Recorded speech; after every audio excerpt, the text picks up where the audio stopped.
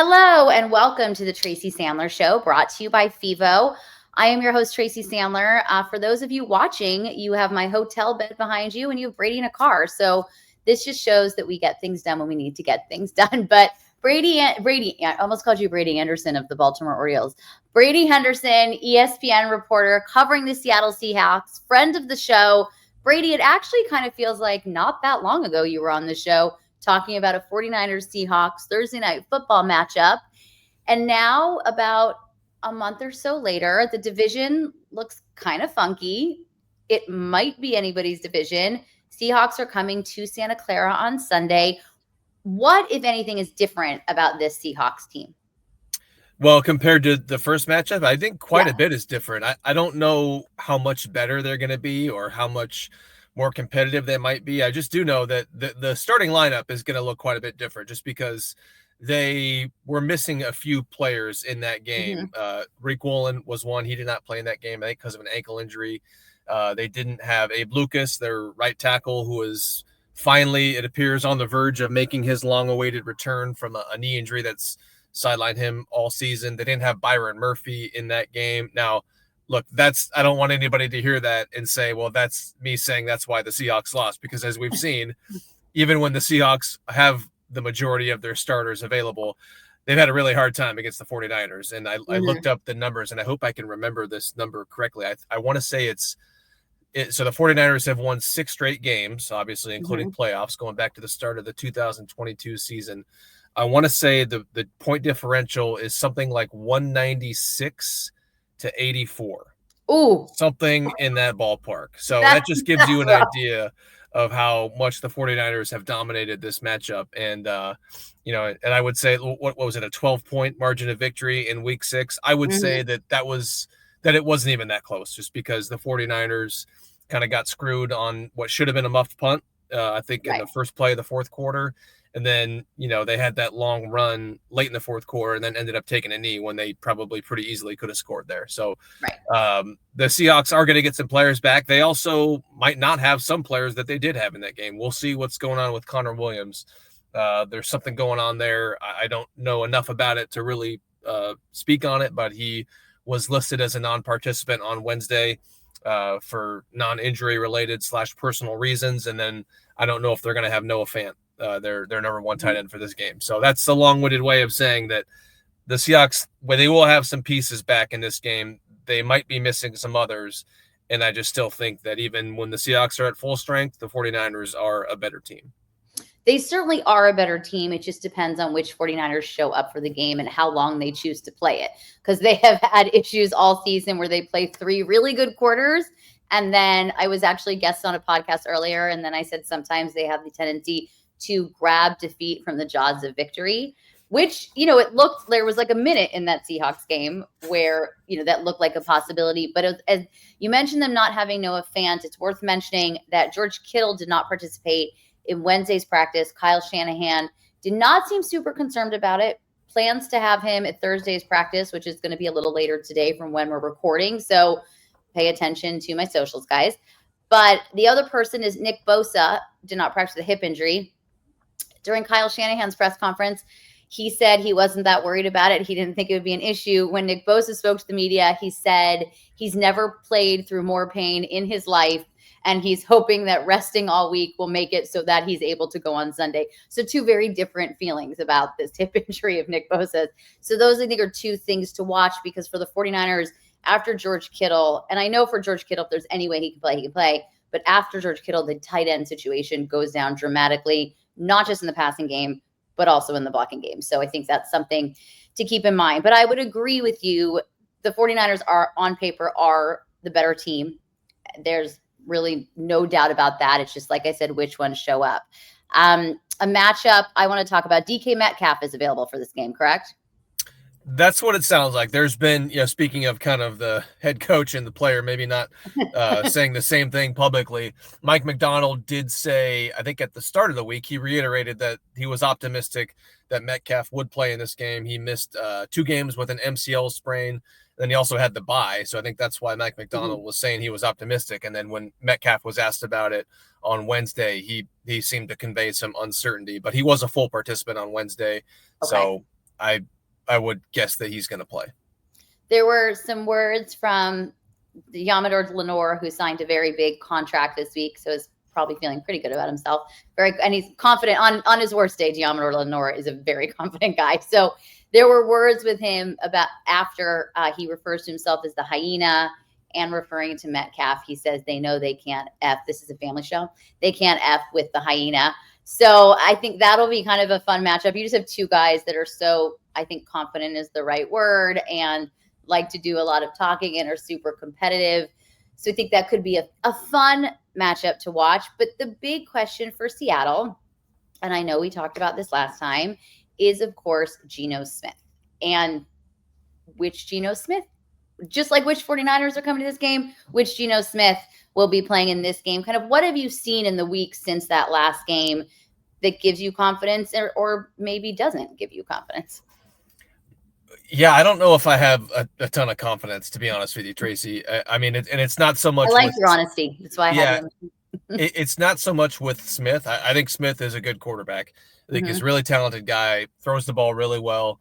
For the most part, makes pretty good decisions, and he's shown that he can move he moves pretty well for a guy who's 34 years old. And not even with that qualifier, I would say he moves pretty well for any quarterback.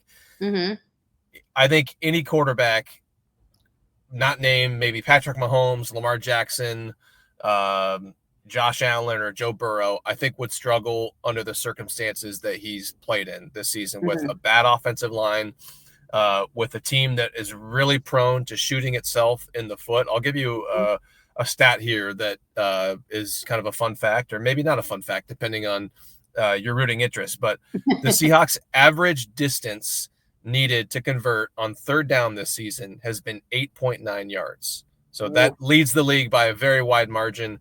Their average distance needed to convert on second down happens to also be 8.9 yards, which is just a reflection of the fact that this team is, their offense is just not very good, but they also have a tendency to really get behind the chains on early downs, and it has really forced Ryan Grubb's hand. And that's a big reason why the Seahawks are second to last in designed rush percentage. So when they do run the ball, they're not a terrible running team.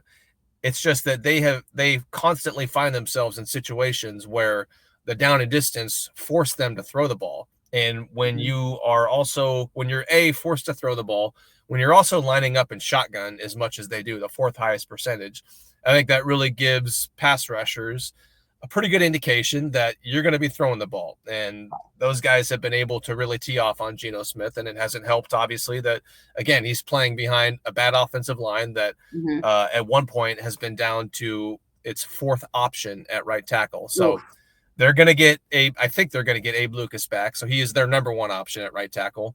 But again, it's still not a good offensive line. And I don't know if they're going to have Connor Williams, their starting center, available for this game. And so I think even Geno Smith playing his absolute best, I just don't know if that would be good enough because you've got so many things going wrong around him.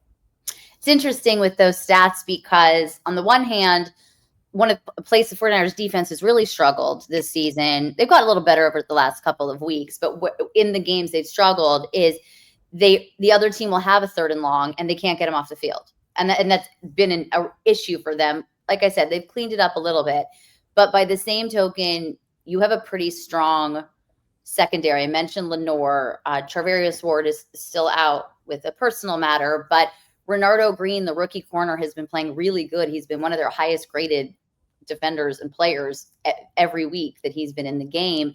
So it'll be interesting to see kind of how that works. Like, again, which 49ers defense is this? Is this the one that's like, okay, we can get them off the field on third down?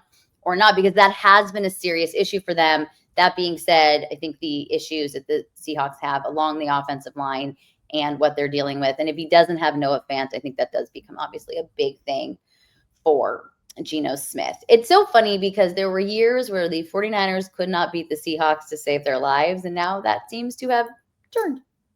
It is amazing. Yeah. And it's amazing when you think that it wasn't even that long ago that this rivalry was completely one-sided in the other direction. I think it was up until 2021. And then I don't know exactly the 2019 Dre Greenlaw play to win the division started change things kind of. Yeah, and that was a game that came down to the wire, and that was, you know, a matter of an inch at the goal line, maybe. But even I think in 2020, I mean, the Seahawks Yes, won the they did. division at 12-4. I want to say that they swept that season series in They did. 21 as well. So it's kind of hard to really put your finger on it, because the 49ers have had, you know, a lot of their core players they still had in 2020 and 21. So it's not like they have all of a sudden had a number of star players show up. Maybe there are some other players that I'm not thinking of beyond, you know, the Kittles and the Trent Williams and the McCaffreys and all that. But and maybe it's Purdy himself. I think it was early in that, early in that 2022 season where he took over for Trey Lance when Trey Lance. Well, no, actually, he didn't come in until December. Jimmy Garoppolo took over for Trey Lance, and then Purdy took over for Jimmy Garoppolo. I think, to be honest with you, they did in that one playoff game. They couldn't beat Russell Wilson. Like they just never had an answer for him. And even they played him in Denver that first season he had a terrible season. Denver was awful. It was that Sunday Night Football game that I apologize still to people that they had to watch it because it was so terrible. It was Jimmy G had he stepped out of bounds. There was a safety, but even in that game, they could not beat Russell Wilson. And I think that he had their number. And obviously the 49ers have improved. And I agree with you. Purdy is a really good quarterback. He's so perfect in the system. That's not to say he's a system quarterback. I'm just saying he's really good in the system. He executes it so well. And that's probably part of it.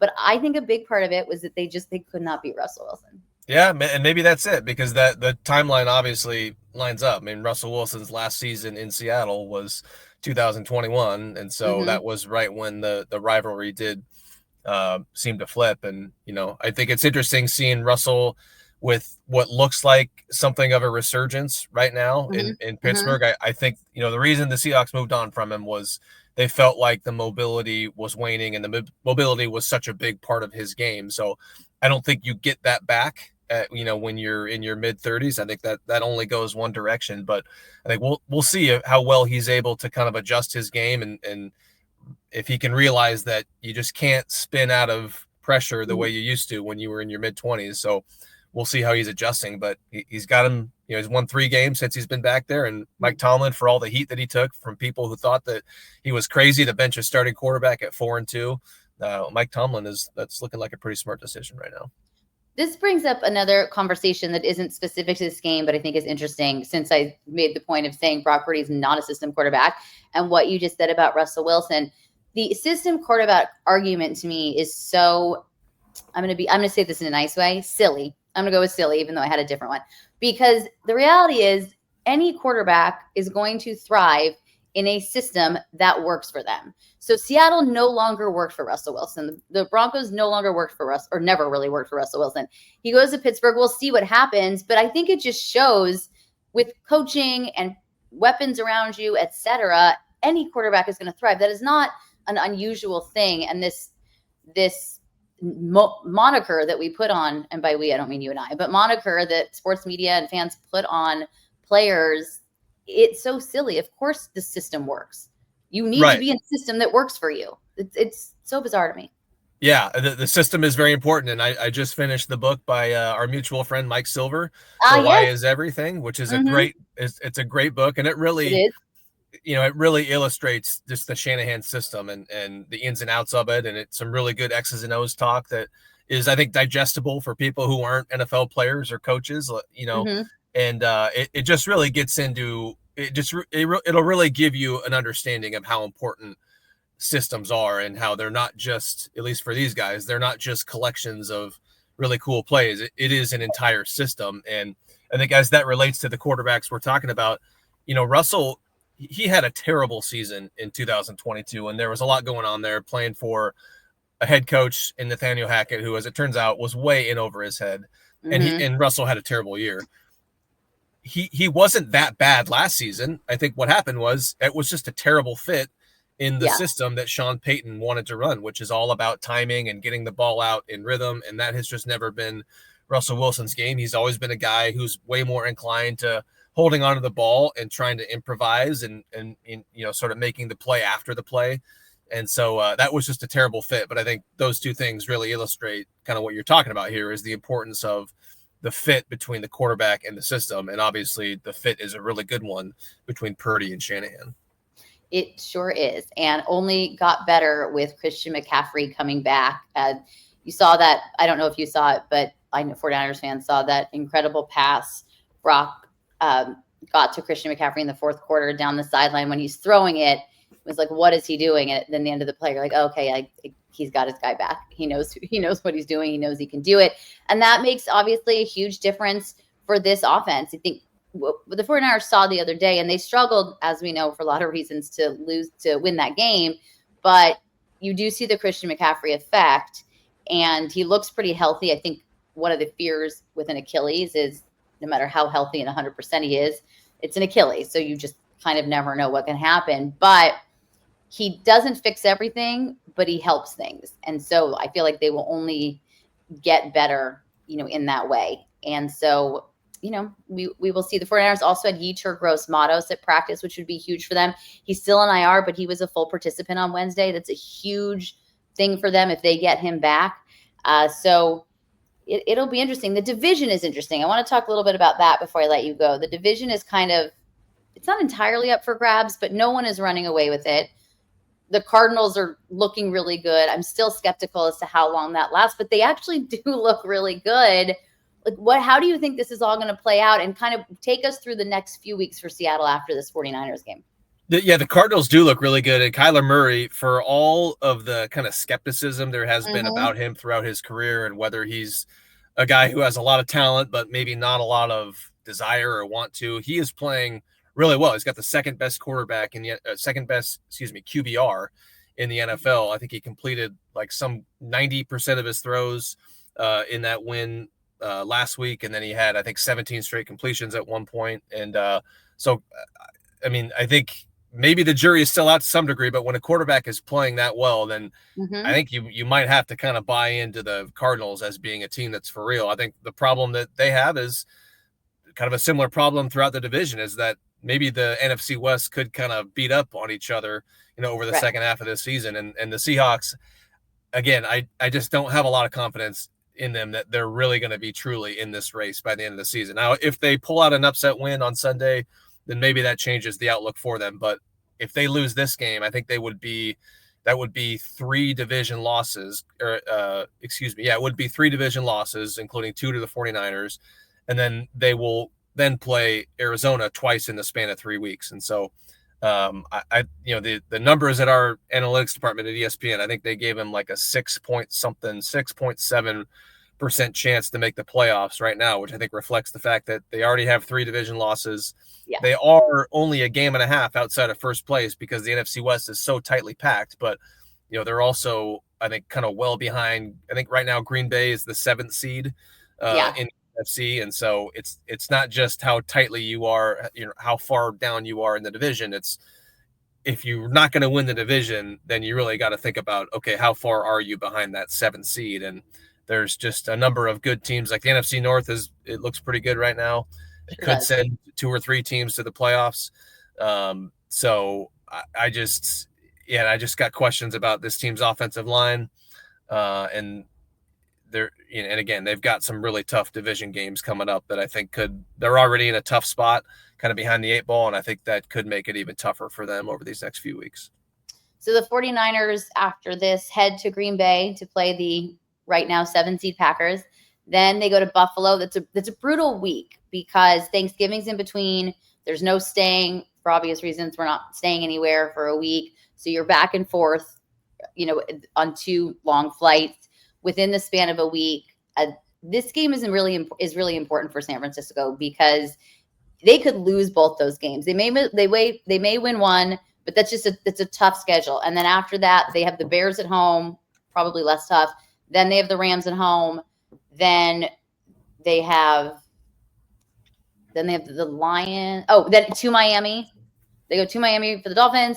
Then the Lions at home, and then they go to Arizona. So this second half of the season for them is tough, and this is probably very cliche and cheesy, but for their goals and what they want to do, each week is kind of a 1-game season because they know how important it is to get a high seed. The 1 seed's probably off the table.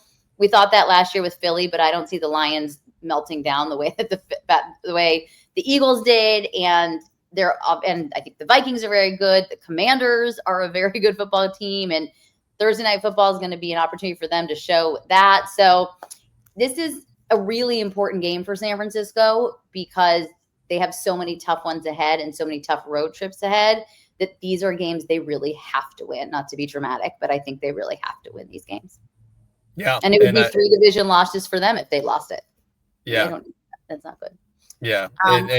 Right. And yeah, unlike the Seahawks, I think they've got just the roster to really make a late season run and really, kind of, even if they have to eke out a spot in the playoffs, I just have way more faith in San Francisco than I do Seattle. Seattle also has, I think it's, according to our stats people at ESPN Analytics, it's the 5th hardest remaining strength of schedule. So on top of all the issues I just talked about between, the offensive line and the propensity to shoot themselves in the foot, I think they lead the NFL in penalties right now, even though that's not good.